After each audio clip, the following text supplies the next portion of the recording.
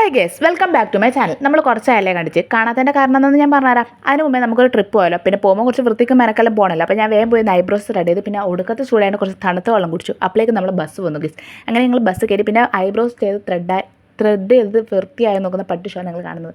അത് കഴിഞ്ഞ് ഇനി നമ്മൾ എങ്ങോട്ടാണ് പോകുന്നതെന്നല്ലേ, നമ്മൾ വയനാടേക്കോട്ടാണ് പോകുന്നത്. എൻ്റെ ഏട്ടൻ്റെ ഒരു കല്യാണമുണ്ട്, അതിന് പോവുക.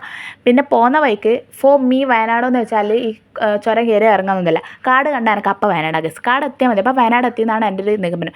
പിന്നെ ഈ തുള്ളി പോകുന്ന ആളെ കണ്ടോ ഗസ്. അങ്ങനെ ഞാൻ ഇവരെയെല്ലാം കണ്ട് കുറച്ച് കഴിയുമ്പോഴേക്കും നമ്മൾ കുന്നും മലയെല്ലാം കഴിഞ്ഞ് വീടിലുള്ള പ്രദേശത്തെത്തി. ആൻഡ് ഗസ്, ഈ സ്ഥലം എത്തിയപ്പോൾ ഈ വാഴത്തോട്ടം എത്തിയപ്പോൾ ഞാൻ എൻ്റെ ഒത്തിരി ഫ്രണ്ട്സിനെ ഓർത്ത് പോയി ഗസ്. ഞാൻ എല്ലാവരും നമിച്ചു. പിന്നെ ഞാൻ ബസ്സിൽ നിന്ന് നെയിൽ പോൾസെല്ലാം ഇട്ട് പിന്നെ മാനന്തവാടി എത്തിയപ്പോൾ കേട്ടോ കുറച്ചൊന്ന് നിർത്തിയേ.